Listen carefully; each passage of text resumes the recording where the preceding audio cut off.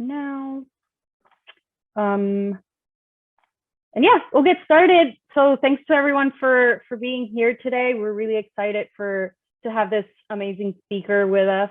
I'd just like to start by acknowledging support from the AGU Sharing Science Grant that has helped us develop and organize some of these workshops. This event today is part of the professional development activities for graduate students that are presenters for the Flip the Fair event, and is in collaboration with the Center for Communicating Science. But we decided that we wanted to open it up to the Virginia Tech community since we had the opportunity with such an amazing speaker and such an important topic. Yeah, just some reminders. We all know Zoom etiquette by now. Please stay muted. We'll have a Q&A at the end where you can either put questions into the chat or if you wanted to unmute yourself at the end of the session. And also be mindful of your comments. And yeah, I'd like to start by welcoming our speaker, Mónica Feliú-Mójer. She is a scientist turned science communicator, and she's born and raised in the town of Vega Alta, Puerto Rico. She completed her undergraduate degree in human biology at the University of Puerto Rico in Bayamón, and then she did her PhD in neurobiology at Harvard. And yeah, her passion for making science more accessible and inclusive led her to work with Ciencia Puerto Rico, which is a really awesome organization in Puerto Rico doing science communication. She started as a volunteer during her graduate studies, and then she later joined the Ciencia Puerto Rico team as one of its key staff members. Right now, currently, she's the director at iBiology, which is a really cool platform for open access educational videos and includes things like short films, interviews, courses, and research talks. She's also the director of communications and science outreach for Ciencia Puerto Rico, a producer in the science filmmaking project, The Wonder Collaborative, and the director of outreach and training for the career development program at Yale Ciencia Academy. So yeah, a lot of stuff going on for Mónica.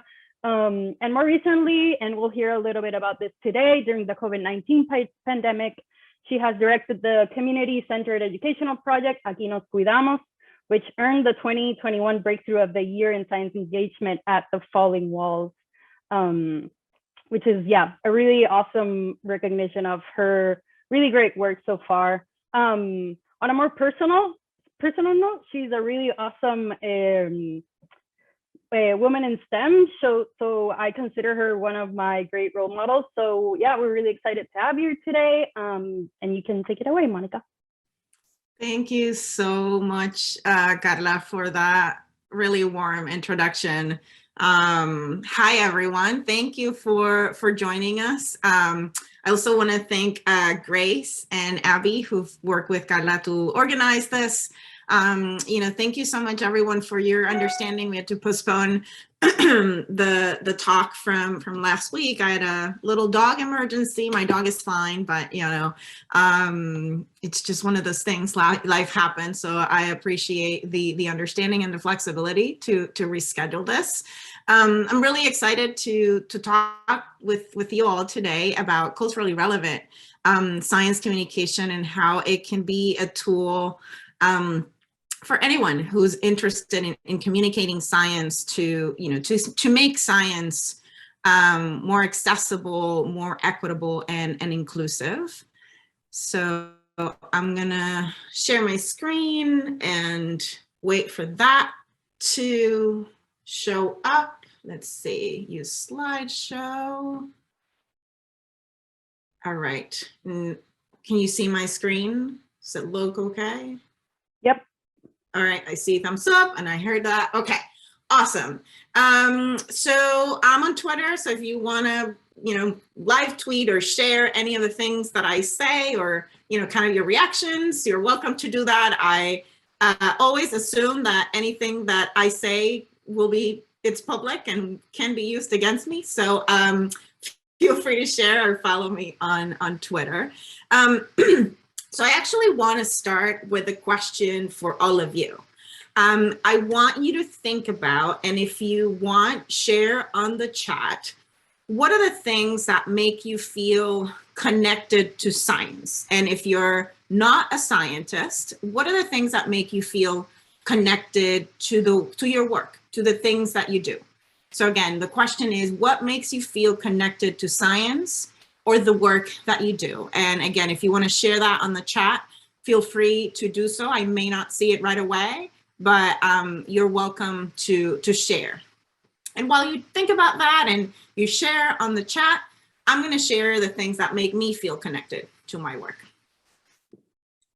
The beach, lizards. I grew up in rural Puerto Rico, and so lizards were kind of the first subjects, like biological subjects I ever observed.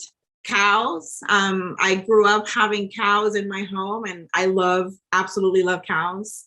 And then the people I grew up around.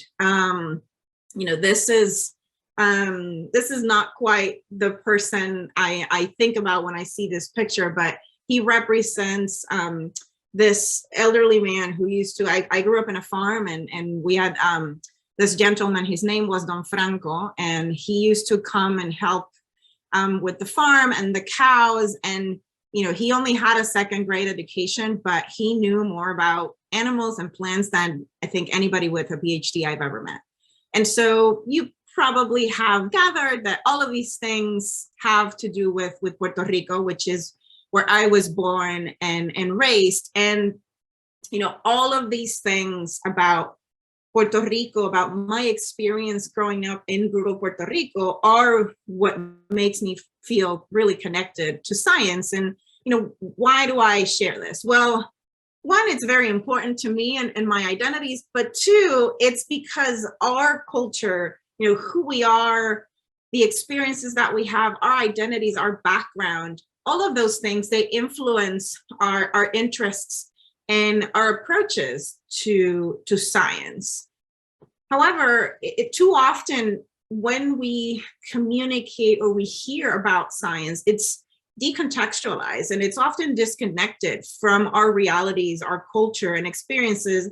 And this is particularly true if you are part of one or more marginalized communities or identities.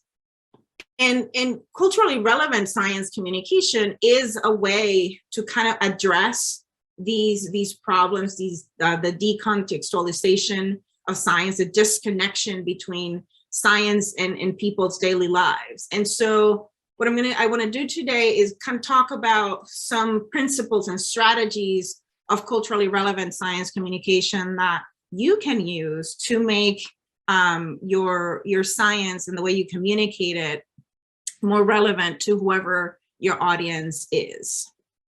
So let's start by talking about some principles of culturally relevant science communication.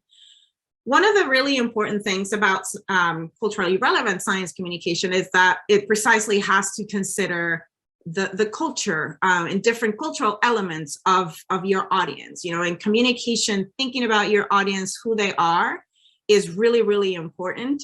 And in culturally relevant science communication just allows you to go a little bit deeper into who your audience is. So some cultural elements to consider are your audience's socioeconomic status, their geography, like where do they live? What are their backgrounds? What are their identities? We all contain multitudes. We all have multiple identities. What are those? What languages do people speak? What are their values? What are the things that they deem important? What do they believe in? Culturally relevant science communication also requires that we are culturally competent, that we think about all of these things that I just mentioned, that we consider them and keep them front and center as we're thinking about engaging with our audience. Culturally relevant science communication also requires that we are aware of our own culture, our own identities, and importantly, our biases and our privileges. We are human beings and we all have biases. And we also have different privileges, and it's important that we reflect upon, what are those? What are the stereotypes that I have? We all have them. We all have stereotypes about different groups of people. So it's important that we are aware of those, that we reflect on those, and that we think about how do those impact the way that I communicate my science and that I engage with different audiences. It's also important that we recognize historical inequities. We know that there are certain groups and communities that have been historically marginalized, abused, underserved, and overlooked by science, and that extends to science communication. And so because culturally relevant science communication is a strategy, it offers tools for inclusion, it is really important that we recognize those historical inequities.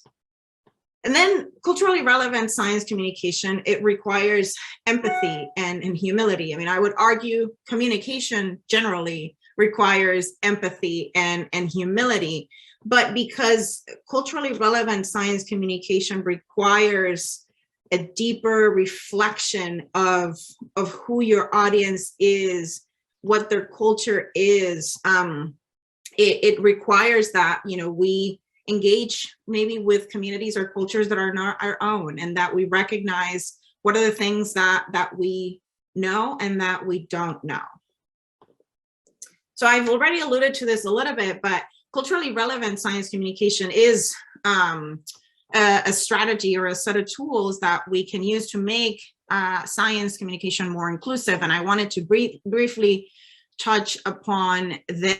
So this illustration is from a report by Katie Canfield and Sunshine Menezes about inclusive science communication. So they're at the University of Rhode Island, the Metcalf Institute, and they've been leading with many others a project called Inclusive Science Communication.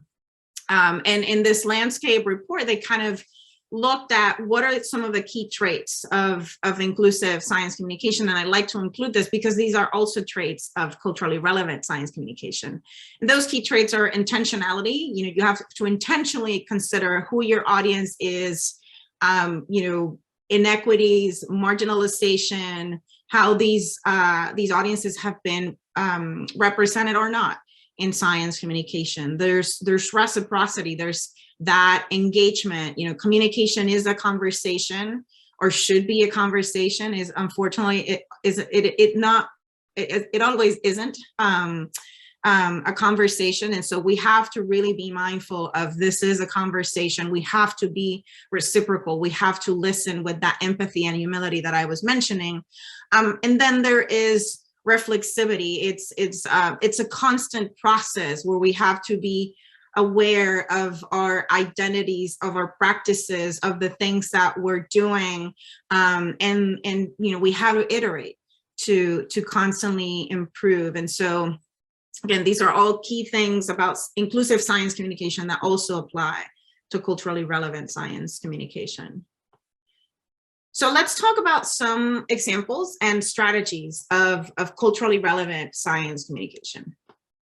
One of the things that culturally relevant science communication can really do is connect science to science concepts to the context of our audience. So this is an example from some work that my colleagues at Ciencia Puerto Rico did after Hurricane Maria in 2017.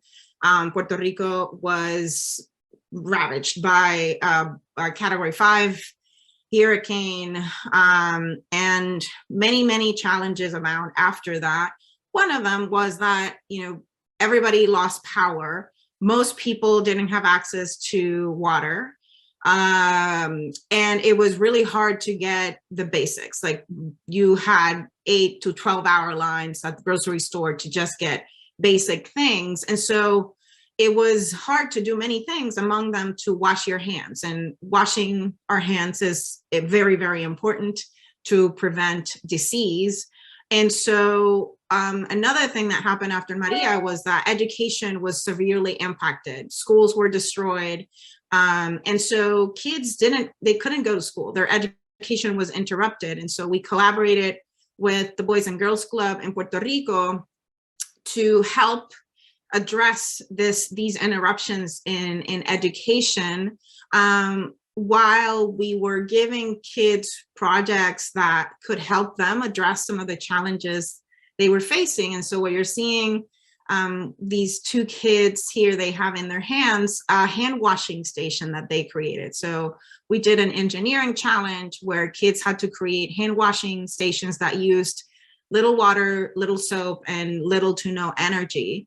And so in this exercise, kids were not only continuing to learn about important science and engineering concepts, but they were connecting what they were learning to the reality that they were living at that moment. They were addressing a very real problem that they were dealing with. And so this is an example of how culturally relevant strategies can be applied, in this case, to the context of education. So I'm sure most of you, if not all of you, recognize this guy, Albert Einstein. He's, not only a physicist, but he's become a cultural icon. And of course, when a lot of people think about scientist or a physicist, they think about him in some version of an image of him with his white hair, white man, old white man with white hair, white crazy hair. And, this is fine. Like, people should learn about Einstein, of course. But people should also learn about other role models that are more relevant to their identities and their culture. And so here's an example of another physicist that I think everybody should know. This is Dr. Wanda Diaz-Merced. She is an astrophysicist she created a way to listen to astronomical data.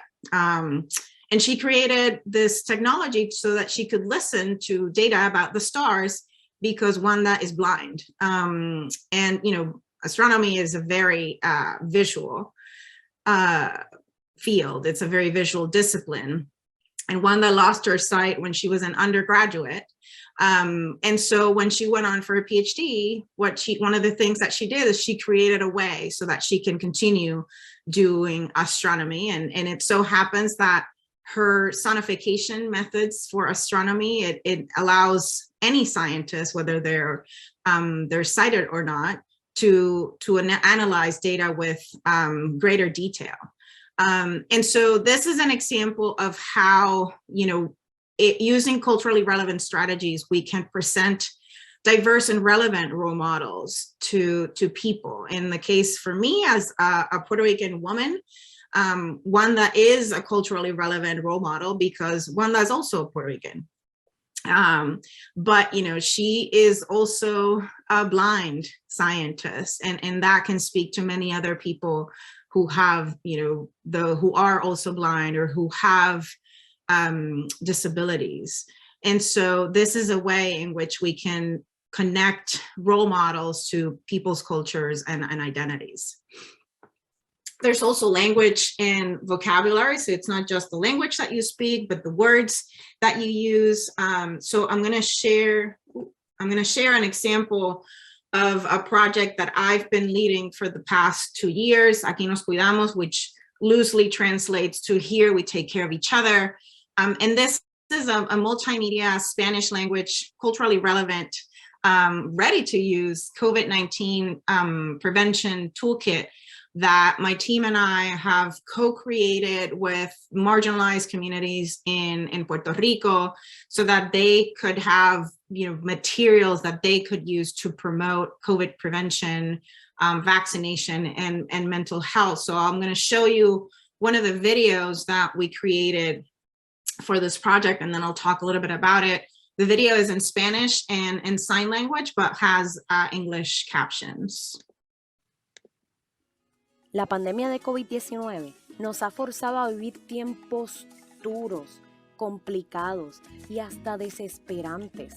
Nuestros hogares, nuestras comunidades, nuestros corazones, nuestras mentes y nuestros bolsillos han sufrido mucho. La COVID-19 ha retado todo lo que nos hace boricuas. Juntarnos en familia y con amistades, hacer el bembé, chinchorrear y hasta darnos un abrazo. Cosas que antes eran parte de nuestra vida diaria, hoy nos ponen en riesgo de contagiarnos con el coronavirus.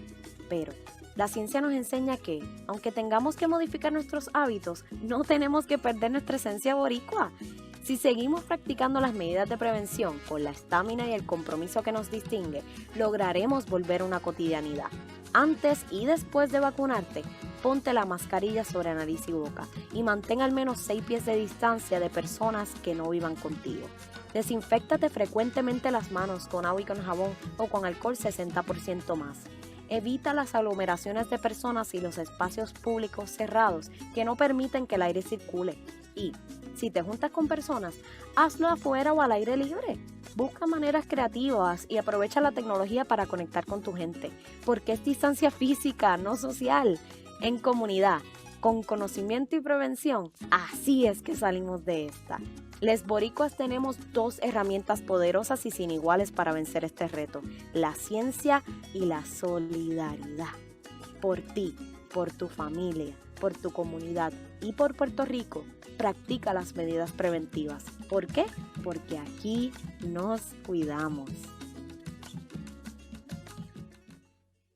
So this video incorporates different aspects of language and really of Puerto Rican culture. I mean, the video is for a Puerto Rican audience, and so it's in Spanish. In terms of vocabulary, we're using words that are very, they're very Puerto Rican. Like, we use words like bembe, which is a word that we use to describe a big party. And so in the vocabulary that we're using in this video, we're speaking like people talk every day. We're making references to culture. In the video, we make references about, or to, how COVID has impacted things that are very important to us. Hugging, getting together with family. So we're recognizing how the pandemic has impacted who we are. And again, this is a way for us to build empathy with whoever is watching this video, recognizing how the pandemic has disrupted our lives and who we are.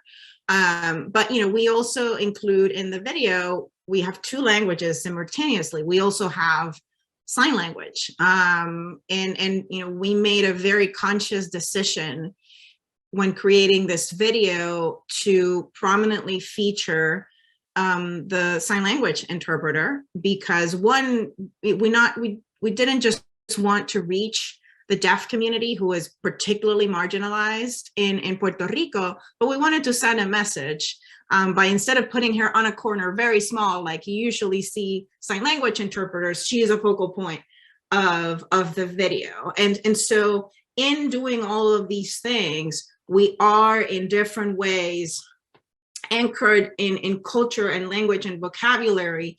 We are connecting the message of prevention that we ultimately want to deliver to our audience.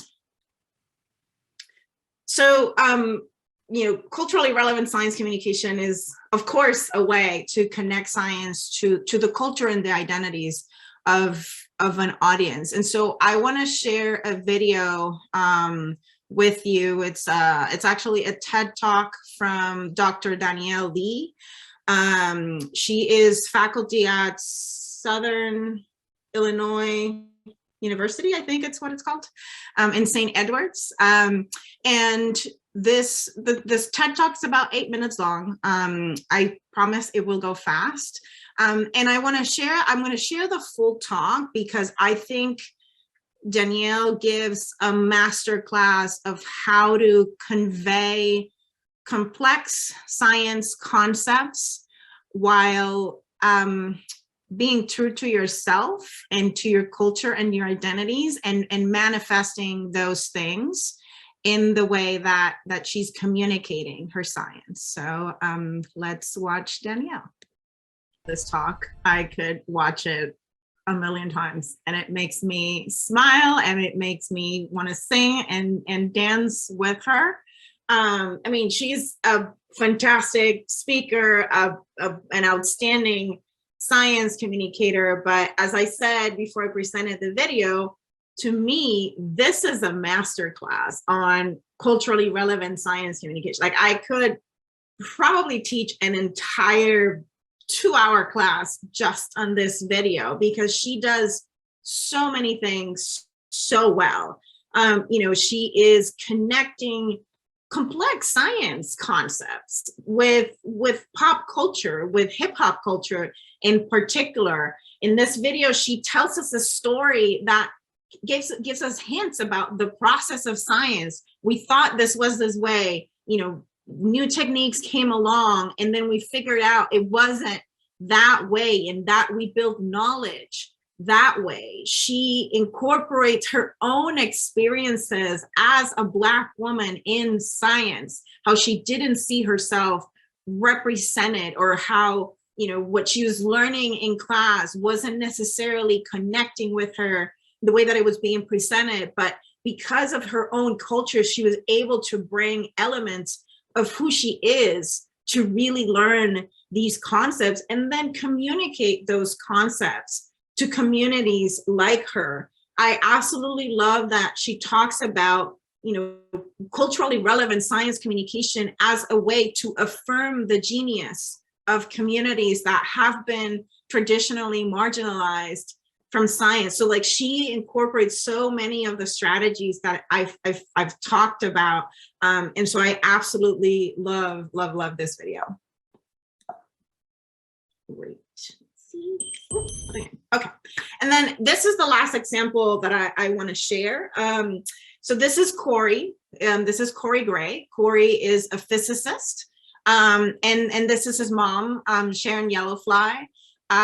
Corey is a member of the Blackfoot or Siksika Nation. He is indigenous, and so is his mom. And Corey works at the LIGO Observatory, which is facility. He works at the Eastern Washington State facility. And this facility was an important part of the observation of gravitational waves. Several years ago, Corey participated in this discovery and this observation. And if you might remember, this was big news. The observation of this gravitational waves confirmed things that Einstein had predicted, 100 years ago or so. And so this was really big news. And as such, when they were ready to announce this, they were preparing press releases. And because this is such a big discovery, press releases were being translated into different languages. And Corey, being one of the scientists who participated in this discovery, thought, wouldn't it be cool if this press release was also translated into the Blackfoot language, a language that has been disappearing. Very few people still speak and write this language in the world. There's perhaps a couple of hundred people that can still do this. So it's a disappearing language because of colonialism. So he thought, well, I can work with my mom, who happens to be one of the people who can still speak and write this language, to help me translate the press release about this big discovery so that it can be accessible to his community. And so he did that. This was the first time that a press release about a science discovery was translated into the Blackfoot or Siksika language. And I like using this story because it really exemplifies just one of the many ways in which we can connect science and culture. In his case, Corey, because he was part of this discovery, he was part of this project, he was able to bring that part of himself, that identity, that part of his culture, and he really connected to his research and to the work, and with it make a much bigger statement about inclusion and accessibility of this discovery, in this case to Indigenous communities. So before I end, I want to share some resources that you can use to kind of dive deeper into culturally relevant and inclusive science communication. The first resource is inclusivescicomm.org. So this is a website where you'll find a lot of different resources for inclusive science communication, including culturally relevant science communication. You'll find the landscape report that I mentioned earlier. You'll see different resources to help you do more inclusive science communication. So this website is a really fantastic resource for you to explore. This report or brief collection by I always forget what the first word, I think it's the Center or the Council for Advancing Informal Science Learning, or CASE. And they put together a series of briefs in this report called Broadening Perspective and Broadening Participation in STEM. And it explores different aspects of broadening participation in STEM. And formal science education is, it's a large field, and science communication is a part of that. And so while some of the elements of this are kind of focused on education, informal science education, so education outside of the classroom, there's some really great resources here, particularly on how to have conversations about broadening participation and fostering equity and inclusion in science. And so in general, there's been a lot more work done in what's called multicultural science education, but many of the things that are the lessons from multicultural science education are applicable to culturally relevant or multicultural science communication, if you will. I also wanted to recommend this collection of articles, Inclusive Science Communication in Theory and Practice. This is a collection that I co-edited a couple of years ago, and that's in the journal Frontiers in Communication. So there you'll find peer-reviewed articles and perspectives and case studies of inclusive science communication that again include examples of culturally relevant science communication. I just mentioned there's a lot to learn from multicultural science education. So this book, Multicultural Science Education, has some really great resources and lessons that can be applied to communication and that I recommend. The Journal of Science Communication, at the beginning of last year, they published a special issue called Neglected Spaces in Science Communication. Again, it kind of looks at some of the challenges and opportunities for a more inclusive and equitable science communication, and it touches upon many of the things that I've been discussing today. This book, Communicating Science, A Global Perspective, includes perspectives from different countries and places in the world, and I think offers, again, valuable lessons for culturally relevant science communication. You can purchase the book, but you can also download it from this link below. All right, so to summarize, we've talked about culturally relevant science communication, which essentially seeks to connect science to an audience's context, their identities, their culture, and their previous knowledge. To do culturally relevant science communication, there is some cultural competence that we need to have. Be mindful of many different aspects of who our audiences are. It also requires awareness and recognition of inequities, biases, and of course, empathy and humility. And I shared some examples. These, of course, are not the only ones. There are many, many different ways to connect science with an audience's culture. And so what I will encourage you to do as you're thinking more deeply about this, about your audience's culture, your own culture, and how you can leverage that to engage with them. Choose the ones that would help you connect with this audience, of course, meet your communication objectives and deliver your message most effectively. One thing that I do want to mention is that, think broadly about culture. I think often we think about culture as something that certain groups have, ethnic, racial groups have culture, different food, different music. But the reality is we all have culture. Everybody has culture. White people have culture. It just, in the United States, it happens to be the dominant or quote unquote normal culture. It's the default. But everybody has culture. And so as you're reflecting about your audiences and your own culture, keep that in mind. So with that, thank you so much again for the invitation. Thank you for your attention, and I look forward to our conversation and your questions.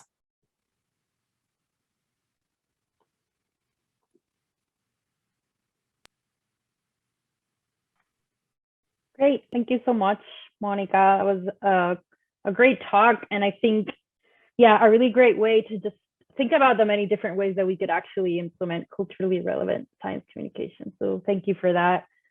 We do have quite a bit of time for questions and just discussion. We're set until 1:45. So yeah, I'll open it up. If you feel comfortable unmuting and speaking up, if not, you can put your question in the chat and we can read it out. So I'll open it up.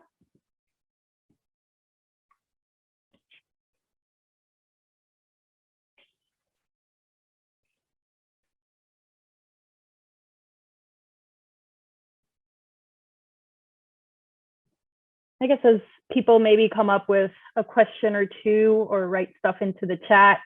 Yeah, one thing I'm curious about, especially as graduate students, that we might not be in an area that we know or that we're not familiar with. How do you start developing that sort of like cultural competence? Like, how do you start learning about a community or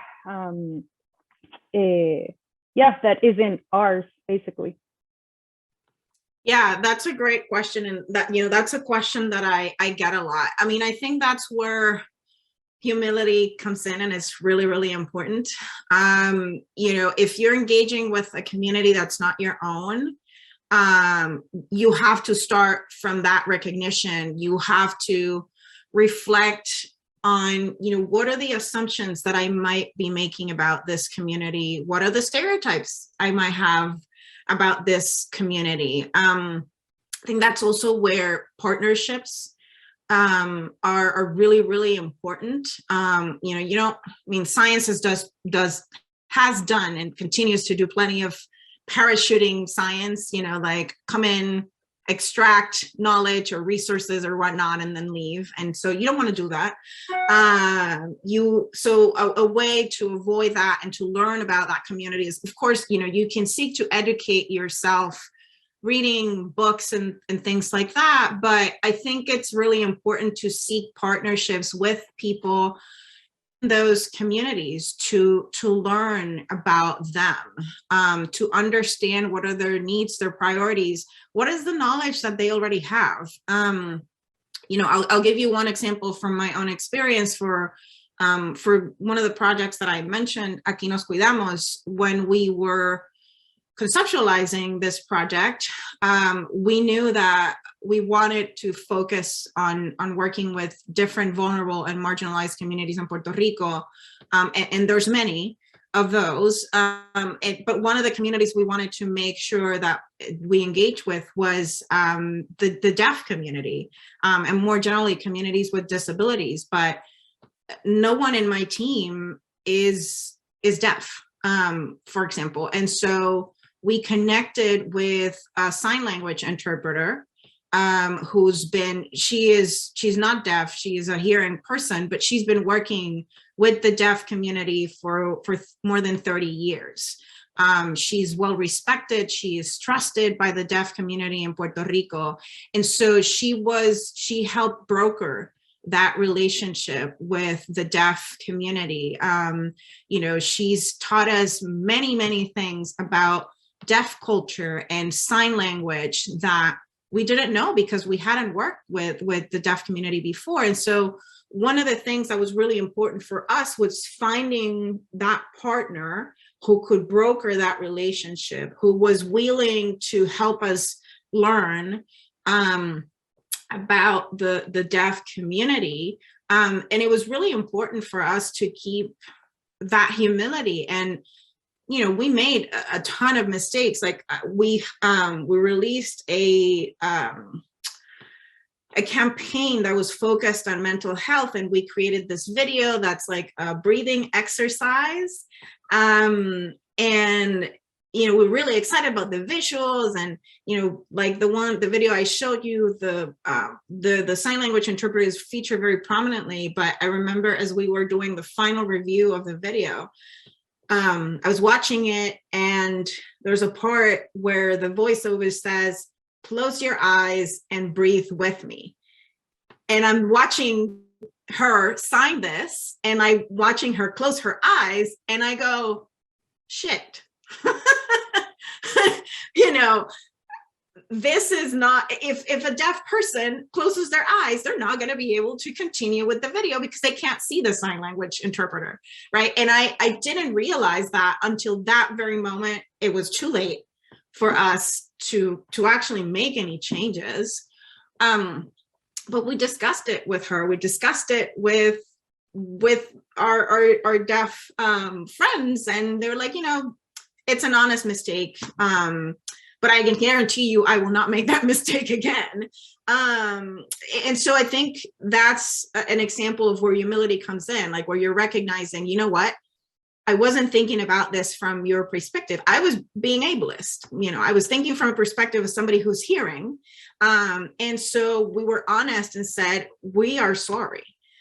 How can we make this right? We will not make this mistake again. So it's really, really important that you approach it with humility, that you are educating, constantly seeking to educate yourself, and that you're willing to apologize when you make mistakes and correct those mistakes. Because I can guarantee you, especially if we're working with a community that's not your own, and even if it's your own, you will make mistakes. It's not a matter of if, but when. You know, this type of inclusion and equity work is hard. Because you have to deconstruct things that you've learned over many, many years, and to address systemic problems. And so you will make mistakes. And so it's that humility and that empathy is really, really important when you're engaging with any community, but especially communities that are not your own. Awesome, thanks. Yeah, I really appreciate that perspective, because you, even thinking about what you might think is your own community, you might not know certain, like even in Puerto Rico, it's not homogeneous at all. So taking that into account is really, really important. Yeah, thanks. Yeah, does anyone else have a question? Yeah, I had a question. What was the reaction from the Puerto Rican public from the Aquino Cuidamos video? I'm curious, were people reaching out to you? Were people, you know, expressing that they had felt seen? Like, I'm just really curious about the reaction. Yeah, I mean, it was incredible. Like, this project has been the most challenging and most transformative project I've ever done.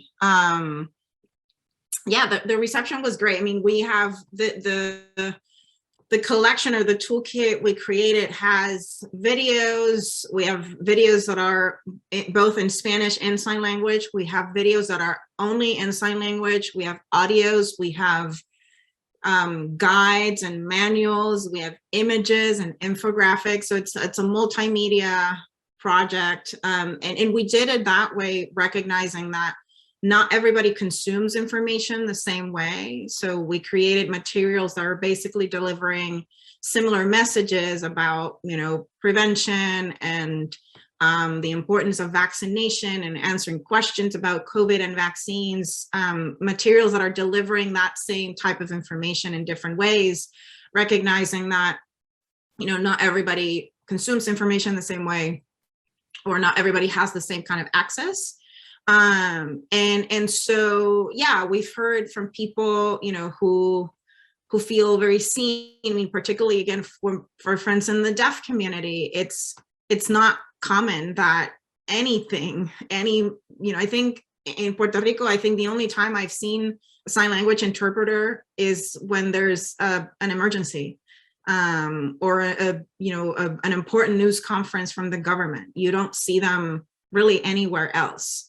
And so, you know, just imagine how inaccessible any kind of information is for this community. And you know, they were really appreciative of us including them and partnering with them to create content that was accessible to them. And, you know, like when we proposed this project, for example, we thought, oh, we'll just caption the videos and that's enough. But again, in talking to members of the deaf community, we realized it's not enough.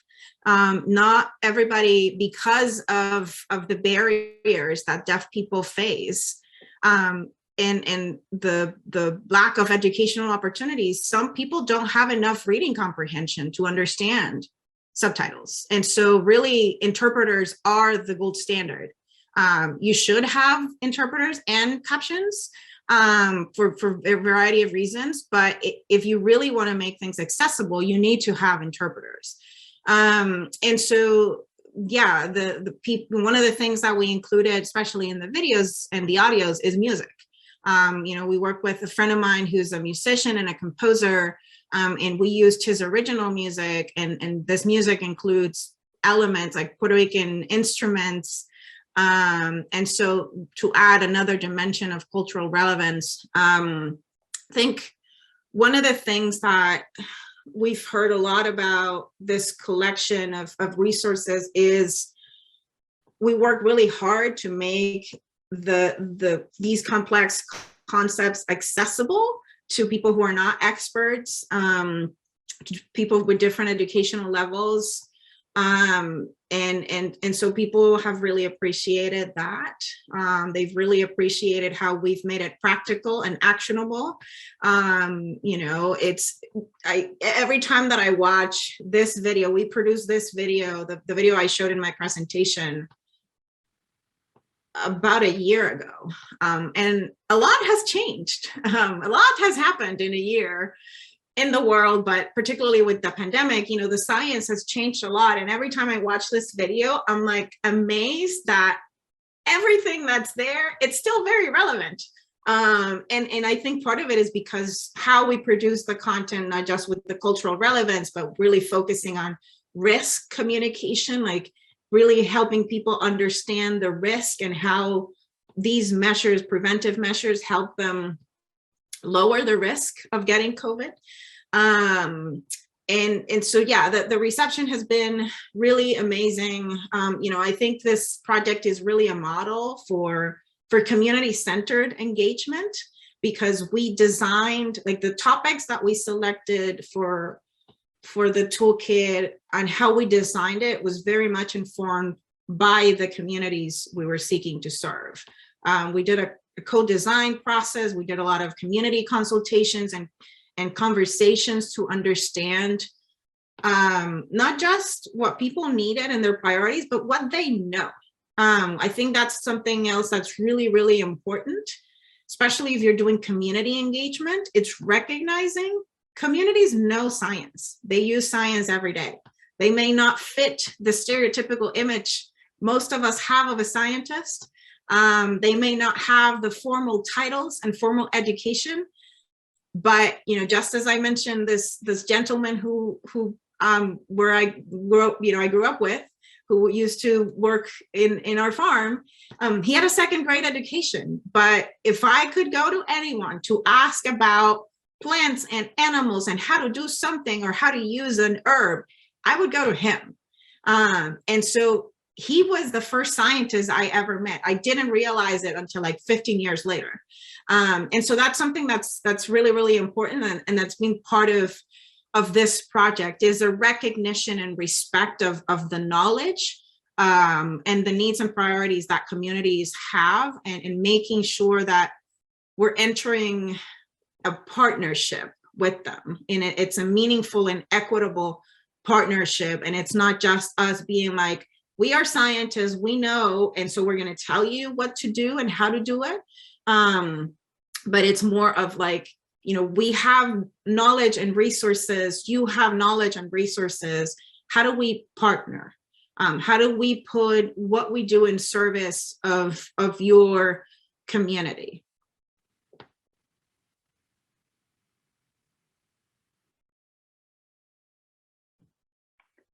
Awesome.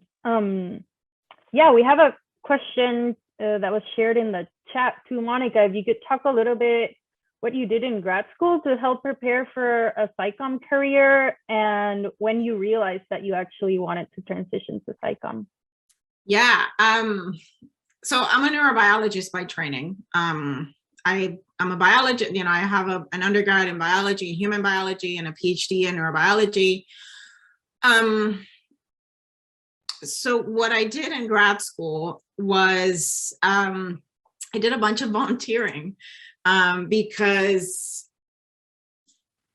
I mean, my instinctive answer to that question is like, grad school did absolutely nothing to prepare me for what I do today, which is not 100% true. I was trained in how to do research and the scientific process and how academia works, and that's all very, very useful for me every single day. I still approach my work as a scientist, and my deep understanding of the scientific process and the in and outs of academia are very valuable. But in more practical terms, there was none of my courses, none of really my training in graduate school prepared me for the things that I do necessarily every day in terms of communicating science. So first of all, I stumbled upon science communication. When I moved from Puerto Rico to the US, besides continuing my training, one of my goals was I wanted to go back to Puerto Rico, help advance science in Puerto Rico. And after I left, I see you, Carla, being like, yep, that's familiar. After I moved, I realized it was going to take me at least 10 years to come back to Puerto Rico, and I didn't want to wait that long. And it so happened that I stumbled upon Ciencia Puerto Rico, which is one of the organizations that I work with today. I saw an opportunity to do this, to stay connected to the Puerto Rican scientific community, and to somehow give back and help advance science in Puerto Rico. And it so happened that the first project I worked on was a science communication project. Before that, I didn't know that science communication was a thing. I mean, I knew instinctively science was communicated. Like I would see it on the newspaper, or I would watch the Discovery Channel and things like that. But I didn't know it was a thing, like a field or a profession. But I liked to write, and I liked to tell stories. And of course, I liked science. And so I had the opportunity to combine all those things. I started writing for El Nuevo Día, which is the newspaper of record in Puerto Rico. And that helped me realize there was an opportunity to not just tell stories about science, but uniquely combine my culture and my identities with science, which up to that point, I felt like they were two separate things. Like after I moved to the US from Puerto Rico, I had always been very proud to be a Puerto Rican scientist. But when I moved from the US from Puerto Rico to the US, I felt like I had to separate those two things. I had to either be a scientist and be Puerto Rican. I couldn't be both. And science communication helped me realize I can be both, and I can combine, who I am and these things that are very important about who I am with science through communication.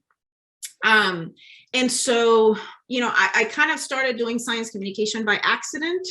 But then once I realized that this was a very unique opportunity to combine my culture, my identities, and science, but also that it was something that I could perhaps do. And this happened about my third year of grad school, that I realized, oh, this is something I can do. Then I started being more strategic about the opportunities that I was engaging in, the type of outreach and the type of education and community engagement I was doing, the type of writing that I was doing. And so I kind of started seeking mentors as well, like people who were doing this. And back then, there wasn't as many as there are today. They weren't as visible, at least, especially people with this focus on like science communication and equity and inclusion. There were there's still very few people, relatively speaking, that do that. So I started seeking mentors and trying to be like, all right, how can I realistically actually do this and get paid to do this? So I took, there were a few courses or seminars that I could do. So I did those, but I learned to do science communication mainly by trial and error. And so, if this is something that you want to explore, either as a career or something that is going to be an important part of what you do as a scientist or a professional, I would say, think about what's your niche? Like, what are the things that you like doing? It could be what media you want to use to communicate science.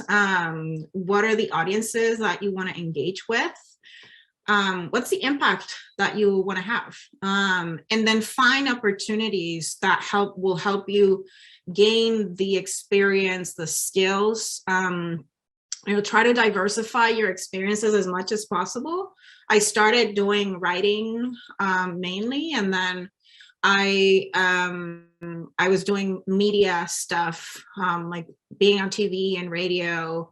I then eventually started producing films, short films predominantly. And so, kind of get as many diverse experiences to help you figure out, what are the strategies, what are the ways you're going to do it.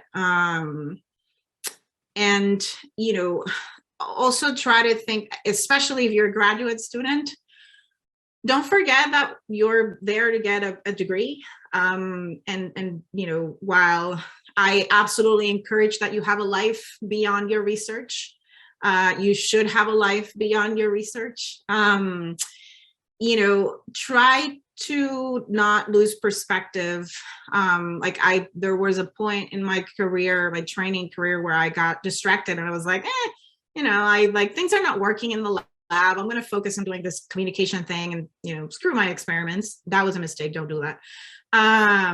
So don't, keep in mind your priorities, but also seek opportunities that are going to help you kind of advance towards that goal. So if your goal is to become a science writer, make sure that you're getting opportunities that are going to allow you to develop meaningful skills so that you can be competitive to do that kind of thing.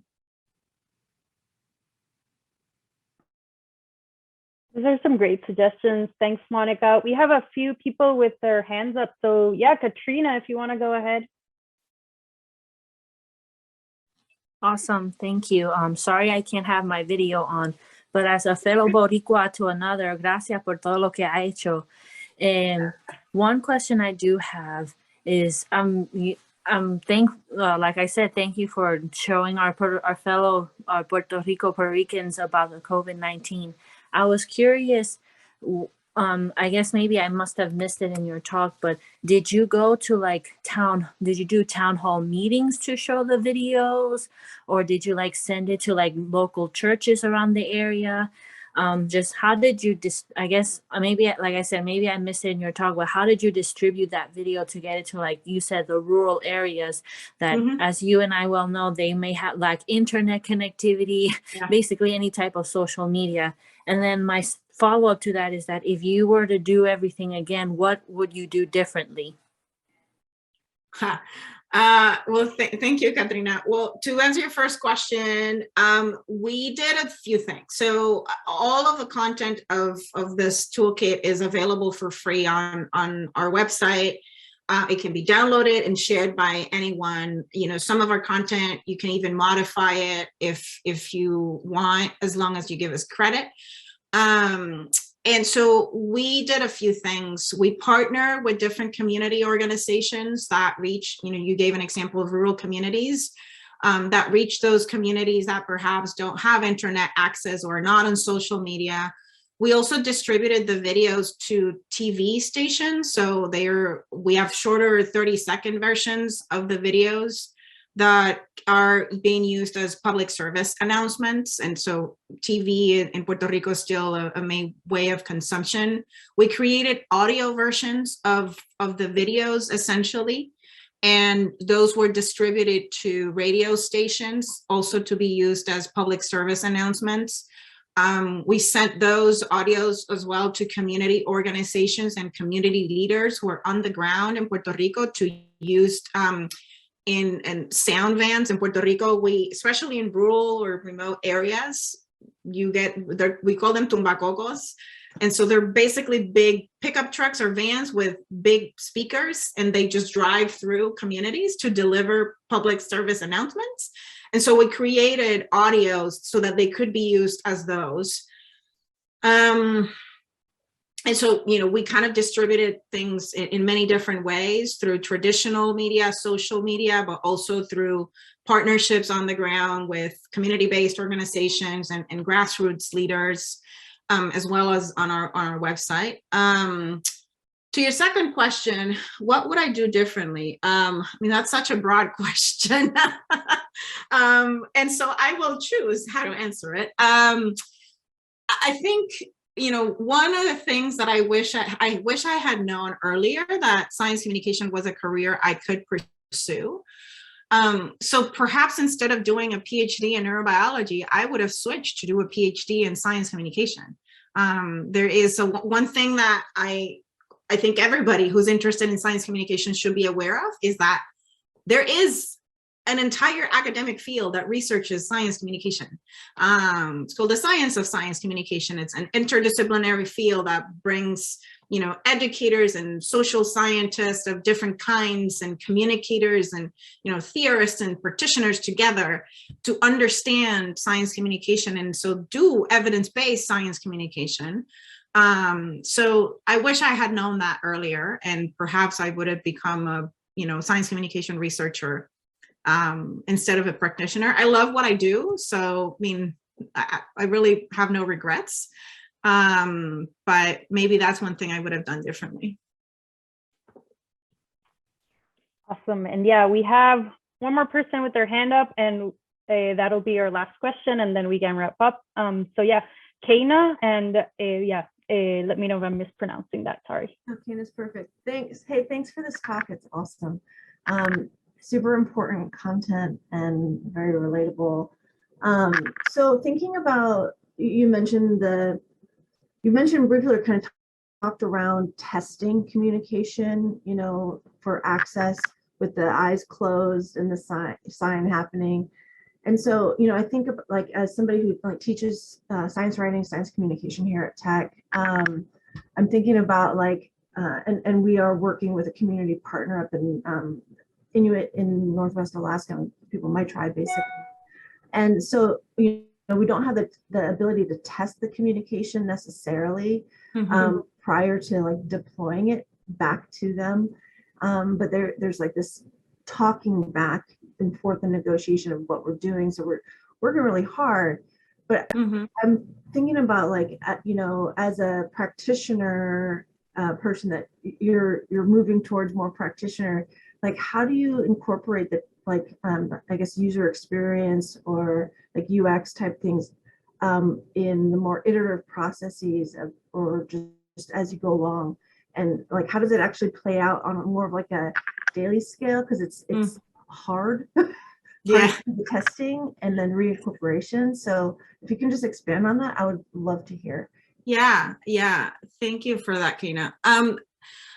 Yeah, you said it's challenging, especially if you are a small organization or you have a small team and you don't have a lot of resources. So, we actually don't have the opportunity to test. So what we do is we, instead of testing or assessing in the more formal way, what we do is we try to stay in constant touch with our community partners. And so it might be as simple as, hey, we're developing this video, here's the script. can you give it a quick read and make sure, is there something that we should change? Is there something that we should keep in mind? Again, one of the things that we did with our deaf community partners as we were developing videos, and especially the animations and illustrations for the videos, is, you know, deaf people are very visual learners, which, you know, makes sense. And that's for people who are deaf and not deaf blind. That's a completely different population and has many other different considerations. But with the populations that we've been working with who are deaf, but they are sighted, you know, we modified our sequence of animations, how much detail we were adding, because just of the way they process information. You know, we were thinking often about visuals as ways to like highlight what was being said. And we changed things a little bit so that the visuals could stand alone. Because for deaf people, that's much better if you're kind of telling a story that is richer in details, that just like flashing a visual that is complementing what someone's saying. And so we would do these types of like kind of brief consultations. The other thing that we would do, or that we still do, is talk to our partners a lot. So we're kind of trying to keep the pulse of like what's going on with them, how are they thinking about issues, so that can inform and our question, like how we question the content that we're creating. And so those are some of the things that we do, and kind of on a day-to-day or regularly, at least, as we're creating content, because, you know, because of our bandwidth and capacity limitations, we can't be like, you know, we're going to test this and do a focus group before we actually publish. Like, we don't have that capacity, but having that constant communication with our partners and the opportunity to do kind of these consults in key moments of the content development processes has really been helpful. Awesome. Well, we're a few minutes over 1:45, but yeah, I just wanted to thank everyone again for being here. We'll put together some of the resources that Monica just presented and send those out. And yeah, thank you so much, Monica, for being here with us today. I know you do so many things, but yeah, hearing about your experiences and your lessons learned was really great. So thank you, and thanks everyone. Thank you, everyone. Take care and have a good weekend. Thanks. Bye.